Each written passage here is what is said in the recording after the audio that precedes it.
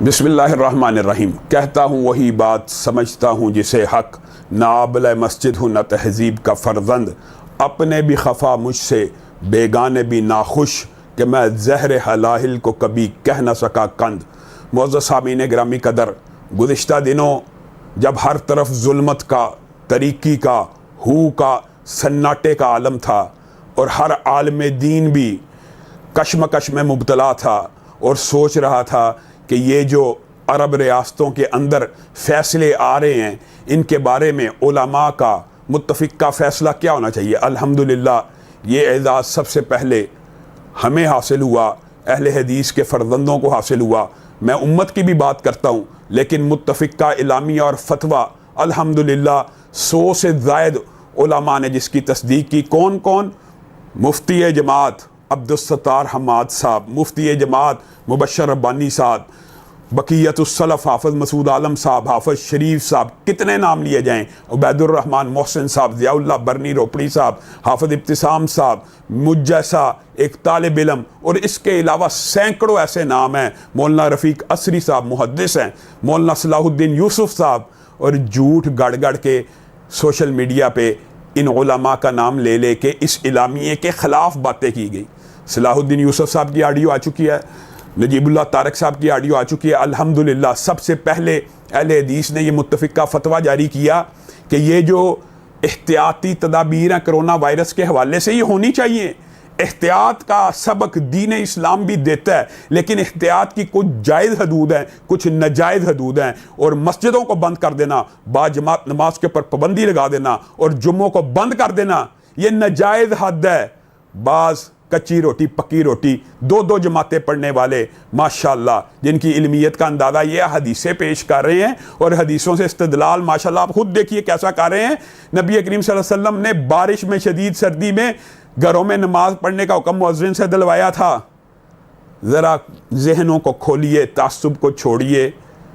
مسجدوں کو بند کر دیا گیا تھا، مسجدوں کو تالے لگا کے مؤذن یہ کہتا تھا کہ گھروں میں نماز پڑھے، یا آپشن دی گئی تھی کہ شدید سردی ہے، کیچڑ ہے، بارش ہے، تو گھروں میں جو نماز پڑھنا چاہتا ہے پڑھ لے۔ کیا مسجدیں بند ہو گئیں؟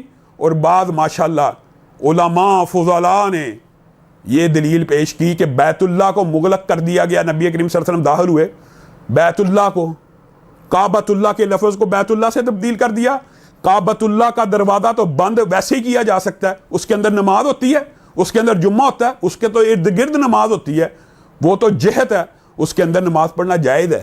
لیکن کعبۃ اللہ کے اغلاق کا جو حدیث ہے اس کو یہ دلیل کے طور پہ پیش کیا جاتا ہے کہ مسجدیں بند کر دی جائیں، جمعے نہ ہوں۔ اور اللہ کا شکر ہے ہمارے اعلامیے کے بعد میں خراج تحسین پیش کرتا ہوں مفتی تقی عثمانی کو، انہوں نے بعین ہی وہی الفاظ ادا کیے کہ مسجدوں کو بند نہیں کیا جا سکتا، باجماعت نماز کے لیے، جمعے کے لیے نہیں کیا جا سکتا۔ اور پھر میں خراج تحسین پیش کرتا ہوں مفتی منیب کو کہ انہوں نے بھی سیم یہی الفاظ یوز کیے۔ بتائیے اہل سنت کے تینوں مسالک، اہل حدیث، دیوبندی، بریلوی، اس بات پہ متفق ہو چکے ہیں بر صغیر پاک و ہند کے، خاص طور پہ پاکستان کے خطے کے، کہ نماز باجماعت کے لیے مسجدیں بند نہیں ہو سکتی، جمعے کے لیے نہیں ہو سکتی۔ احتیاطی تدابیر کوئی اعتراض ہی نہیں، اجتماعات پہ پابندی لگ سکتی ہے، جلسوں پہ پابندی لگ سکتی ہے، نوافل ہیں، محفل نعت پہ پابندی لگ سکتی ہے، لیکن اگر کوئی بندہ حدود سے تجاوز کرتے ہوئے یہ کہ مسجدوں کو بند کر دو، اللہ کے گھروں کو بند کر دو، تو کیا صحابہ کے دور میں طاعون نہیں تھے آتے، وبائیں نہیں تھی آتی؟ صحابہ تو یہ کہا کرتے ہیں ہم وباؤں، طاعون اور بیماریوں کے دنوں میں مسجدوں میں پناہ پکڑا کرتے تھے۔ یہ مسجدیں شفا کے گھر ہیں، یہاں پہ اللہ رب العزت کے ذمے میں بندہ آ جاتا ہے، اللہ تعالیٰ میزبان ہوتا ہے۔ ساری حدیثیں بھول گئے کہ گھر سے جو بندہ باجماعت نماز کے لیے نکلتا ہے اللہ کے ذمے میں ہوتا ہے، جو مسجد میں داخل ہوتا ہے اللہ اس کا میزبان ہوتا ہے۔ کرونا وائرس سے احتیاط کریں لیکن اللہ کی حدود میں تجاوز مت کریں۔ الحمدللہ یہ متفقہ اعلامیہ آ چکا ہے کہ عرب ممالک نے یہ جو ان کے اولی الامر نے یا ان کے ولاۃ الامور نے جو یہ غلطی کی ہے، یہ ایک اتحادی نوعیت کی غلطی ہے۔ مسجدوں کو قطعاً بند نہیں ہونا چاہیے، نماز باجماعت کے لیے بھی۔ ہاں کسی کو خوف ہے ذاتی نوعیت کا، یہ ذاتی عقیدے کا مسئلہ ہوتا ہے، جس کا توکل کمزور ہے، جو خوف زدہ ہے، جس کے اندر علامات ہیں، وہ نہ جائے، اور جو مریض ڈکلیئر ہو چکا ہے وہ بالکل نہ جائے۔ ان باتوں پہ کوئی اعتراض نہیں ہے۔ اعتراض یہ ہے کہ ہمارے ہاں دکھ اور افسوس کی بات یہ ہے میٹرو بند نہیں ہو رہی، ٹریفک بند نہیں ہو رہی، میٹرو کے اندر سینکڑوں افراد بیٹھے ہوتے ہیں، ریل گاڑیوں کے اندر، بسوں کے اندر بیٹھے ہوتے ہیں، سب سے پہلے جب بات آتی ہے مسجدیں بند کر دو، مسجدیں بند کر دو. کیوں مسجدیں بند کر دی جائیں؟ ہاں یا تو آپ نے تمام تفریحی مقامات کو بند کر دیا ہوگا، تمام بازاروں کو بند کر دیا ہو، تمام ریلوے اسٹیشنز کو بند کر دیا ہو، تمام بسوں کے اڈوں کو بند کر دیا ہو، تمام میٹرو اسٹیشنز بند ہوں، پھر آپ بات کریں مسجدوں کو بند ہونا چاہیے. کوئی، ہم تو تب بھی خلاف ہیں، لیکن کوئی عقل منطق کی بات بنتی ہے. لیکن یہ کیا، سب سے پہلے حکومت اس بارے میں غور کر رہی ہے کہ مسجدوں کو بند کر کے نماز باجماعت کو بند کیا جائے، نماز جمعہ کو بند کر دیا جائے. یہ نہایت افسوس کی اور شرم کی بات ہے. اور ہماری خان صاحب سے بھی اور بزدار صاحب سے بھی یہ اپیل ہے کہ آپ نمائندہ علماء جو مسالک کے ہیں ان کے ساتھ مشاورت کریں.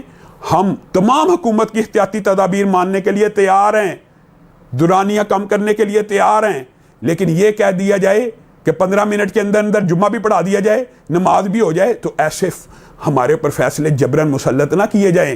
اور ہم یہ سمجھتے ہیں کہ الحمدللہ یہ جو علماء کا متفقہ اعلامیہ ہے، یہ ایک اندھیرے اور تاریکی کے دور میں ایک عظمت کا مینار اور آئندہ آنے والی نسلوں کے لیے ایک روشن ہدایت کا سبب بن جائے گا. وآخر دعوانا ان الحمدللہ رب العالمین.